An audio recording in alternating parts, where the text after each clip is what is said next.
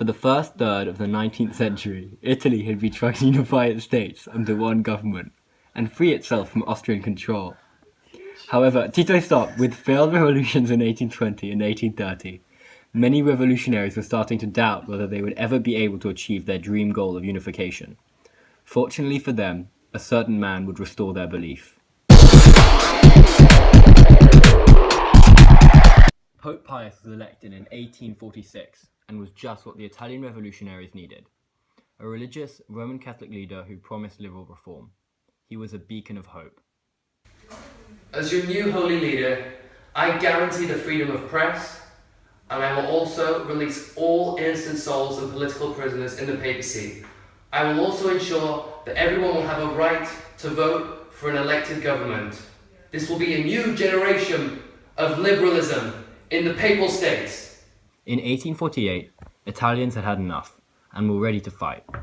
Revolutionaries were spurred on by lacking and expensive food, revolutionary events in France, unemployment, and a hatred of the Austrians. 1848 is seen as the year when Europe exploded. We must never surrender. King Ferdinand does not love us anymore. The only way is to counterattack. Bang! Accept it! The king is back in power! Reunite with Naples! Never, I'll never surrender. When the citizens of Piedmont first asked me to grant them a constitution, I did exactly that. We were met with heavy resistance from the Austrians, and we fought them in June, but we were defeated. I was forced to sign an armistice, but then I felt as though we could do better, and I chose to rejoin the war against them, but I was defeated again.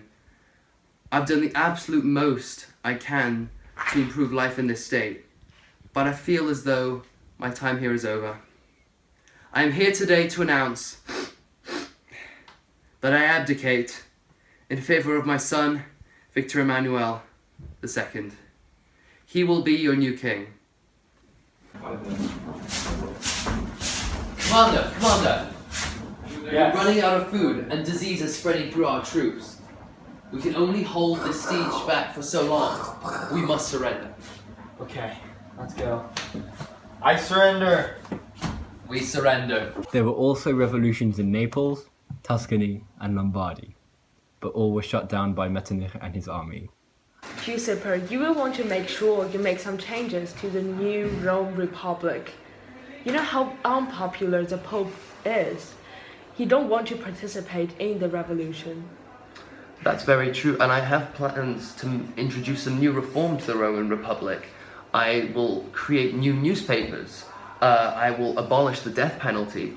I plan to make changes to taxation, and also I will encourage other Italian states to try and make themselves free from Austria. Oh, that's a really good idea. Great. Okay, great. Great. Let's smash that. Mazzini. Was popular with citizens of the new Roman Republic. However, in June 1849, about 20,000 French and Spanish troops, motivated by their religion, destroyed the Roman Republic and placed Papa Pio back in power. 1853, the Crimean War began, which had Great Britain, the Ottoman Empire, and France take on Russia. One man who showed great interest in this conflict was Cavour, the Prime Minister of Piemonte. As Prime Minister of Piemonte, he had made many changes to improve the state, such as improving foreign trade, building railways, and at times even resorting to bribery to get his way. Now, Cavour aimed to put Piemonte on the military map by joining the UK in the Crimean War.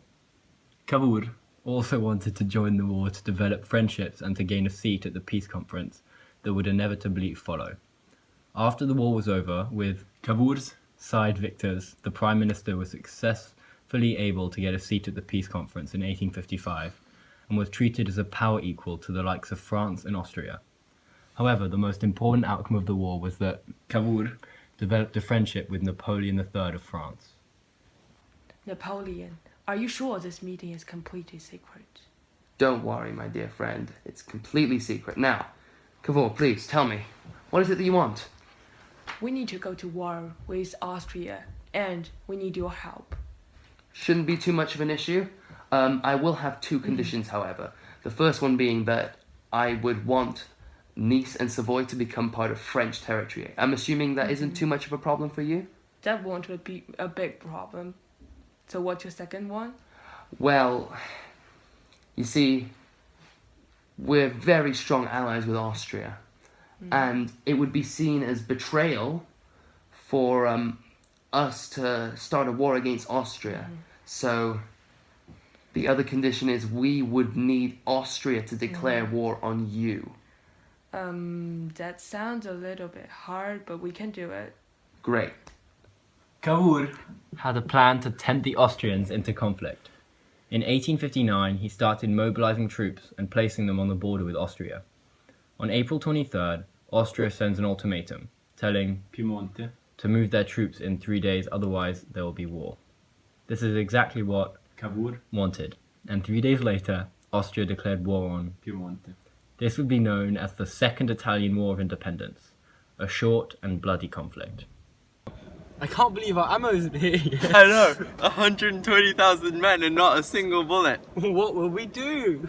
I must push forward.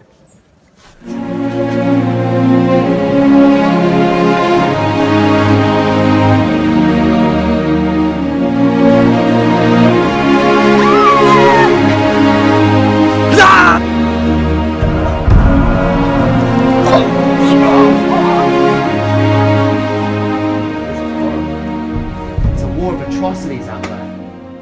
I must bring it to an end. For the sake of the people out there. The men who are getting hurt. I see men with limbs getting torn off. No medics to be there. No bullets, no ammunition. It's an absolute disaster. Never in my military career have I experienced such a humiliation. I've got to bring this to an end.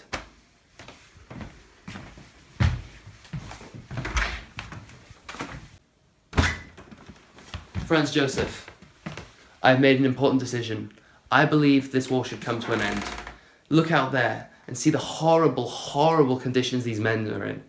I think we should sign an armistice to put an end to this horrible conflict. Very good. Piedmont will get Lombardy. Tuscany, Parma, and Modena will have their old leaders back, and we will get Venetia. That seems fair. And then we have agreed with Piedmont that we will get Nice and Savoy. Sounds like a deal to me. After discovering this armistice, Cavour was so furious that he resigned. He was away from office for 9 months and was invited back by Vittorio Emanuele. in January 1860. In March of the same year, Toscana, Modena and Parma. all voted for the union with, Piemonte. Cavour. also agreed to hand over Nizza and Savoia. to Napoleon to stay true to his agreement. This was done through a secret treaty that would only grant France Savoia and Nizza. if the populations voted for it. Both states voted to be taken by France. A man called Garibaldi. was very unhappy with this. He'd been a fighter in the Second War of Independence, and he had received many medals for his fighting. Having been born in, Nizza. he was very disappointed to see it become French territory. He was trying to come up with a plan to take Nizza. back, but it was distracted in April. Okay, so when I was writing the script at 11 p.m, I was feeling quite sleepy and really tired. My concentration wasn't quite there, and basically we forgot a massive chunk of what happened. So it says that he got distracted, and then it suddenly talks about him mobilizing troops. But in reality, in the middle of that, around April time of the year 1860, Garibaldi was asked by the Sicilians to help out in their little revolution they were having. And Garibaldi thought, you know what? The whole situation in Nice is making me a little sad right now. I might as well distract myself and head on into Sicily and hop on a boat and see what happens. And so that's exactly what he did. And resume. He had poor equipment and few soldiers at the beginning, but people in Sicilia. gathered to help the war, and they succeeded at last. Garibaldi. Did not stop. After a few months as dictator of, Sicilia. Garibaldi. then set sail for, Napoli. he successfully avoided another interception attempt by, Cavour. and walked into the state unchallenged, with the king having fled. Garibaldi. Now wanted to go to Roma. to complete the unification, Vittorio Emanuele and Cavour attempted to stop him. They would all meet in the middle.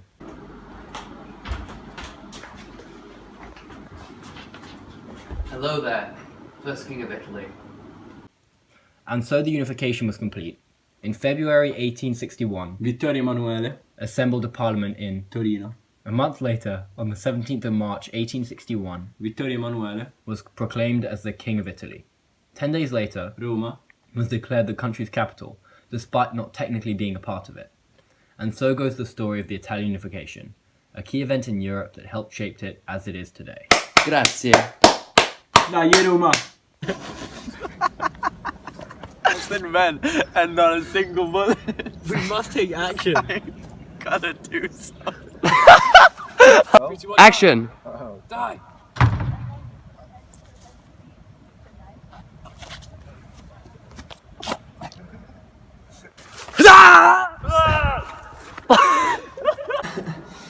Accept it. The king is back in power. You must reunite. Whoa, that's bad. Go. Yeah, just wait. Wait.